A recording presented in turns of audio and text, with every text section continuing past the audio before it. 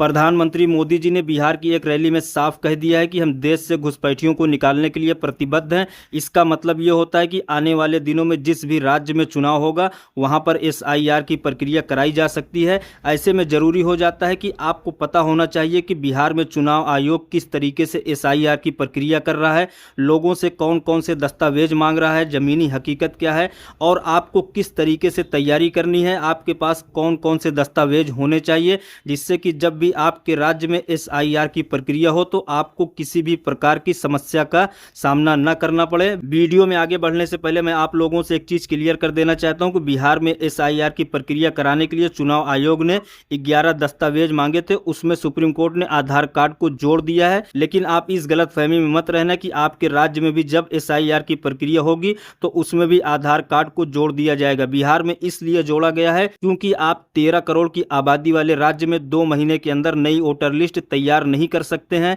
और वहां पर बाढ़ भी आई हुई है। तो इसी वजह से आपने देखा होगा कि जो लोग जिंदा है उन्हें मुर्दा कर दिया गया है और ऐसे बहुत सी खामियां हैं। इन्हीं सब को देखते हुए सुप्रीम कोर्ट ने आधार कार्ड को मान्य कर दिया है। लेकिन जब दूसरे राज्य में कराया जाएगा तो वो 6 महीने 1 साल पहले कराया जाएगा और मुझे ऐसा लगता है कि उसमें आधार कार्ड को नहीं जोड़ा जाएगा। चुनाव आयोग द्वारा बिहार में एसआईआर कराने के लिए जो सबसे पहला डॉक्यूमेंट मांगा गया था जन्म प्रमाण पत्र। 2019 और 21 सर्वे के अनुसार बिहार में 50 से 55% बच्चों के पास ही सिर्फ जन्म प्रमाण पत्र है। जन्म प्रमाण पत्र हमारे देश में 1969 में संसद ने कानून पारित किया था और 1970 में आधिकारिक रूप से जन्म और मृत्यु प्रमाण पत्र बनना शुरू हुआ था। अगला डॉक्यूमेंट है पासपोर्ट। पूरे बिहार में लगभग 3% आबादी ऐसी है जिसके पास पासपोर्ट है। अगर आप इंडिया का डेटा देखेंगे तो 8% लोग ही हैं जिनके पास पूरे इंडिया में पासपोर्ट है। आप स्टेट वाइज भी देख सकते हैं कि किस स्टेट में कितने % लोगों के पास पासपोर्ट है। अगला डॉक्यूमेंट है मैट्रिक उच्च शिक्षा प्रमाण पत्र हाई स्कूल की मार्कशीट। 2023 में बताया जाता है कि बिहार की साक्षरता दर लगभग 71% है।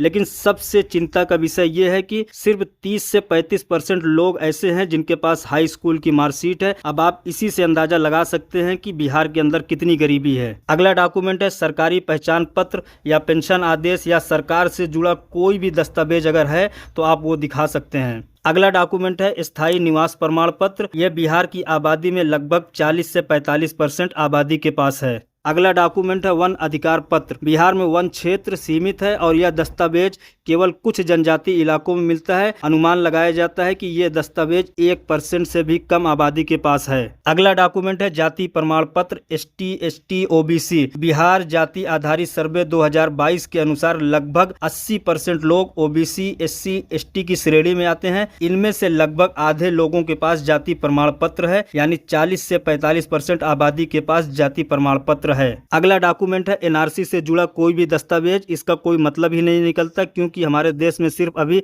असम में ही एनआरसी हुआ है। अगला डॉक्यूमेंट है पारिवारिक रजिस्टर। ग्राम पंचायत का पारिवारिक रजिस्टर हो, नगर निगम का हो या नगर पालिका का हो, कोई भी पारिवारिक रजिस्टर अगर आप दिखा देंगे तो वो मान्य होगा और ये बिहार की आबादी में सिर्फ 50% लोगों के पास ही है। अगला डॉक्यूमेंट है जमीन या मकान का आवंटन पत्र। बताया जाता है कि बिहार की आबादी में सिर्फ 30% लोगों के पास जमीन का रिकॉर्ड सही है और ये रिकॉर्ड शहरी इलाकों में घर या मकान का प्रमाण भी मिलता है, लेकिन गांव में ये परसेंटेज और भी कम हो जाता है। बताया जाता है कि लगभग 30 से 35% आबादी के पास जमीन या मकान का आवंटन प्रमाण पत्र है। लास्ट जो डॉक्यूमेंट मांगा गया था 1987 से पहले जारी सरकारी PSU पहचान पत्र या सरकार से जुड़ा कोई भी ऐसा दस्तावेज जो 1987 से पहले सरकार ने जारी किया था, चाहे वो वोटर लिस्ट हो, कोई भी दस्तावेज हो, अगर आप उसे दिखा देते हैं तो वो मान्य होगा। लेकिन इसका जो परसेंटेज है वो बताया जाता है कि लगभग 5% आबादी होगी जिनके पास 1987 से पहले का कोई भी सरकारी दस्तावेज है। अब आपको समझ में आ गया होगा कि चुनाव आयोग ने बिहार में SIR कराने के लिए कौन कौन से दस्तावेज मांगे थे।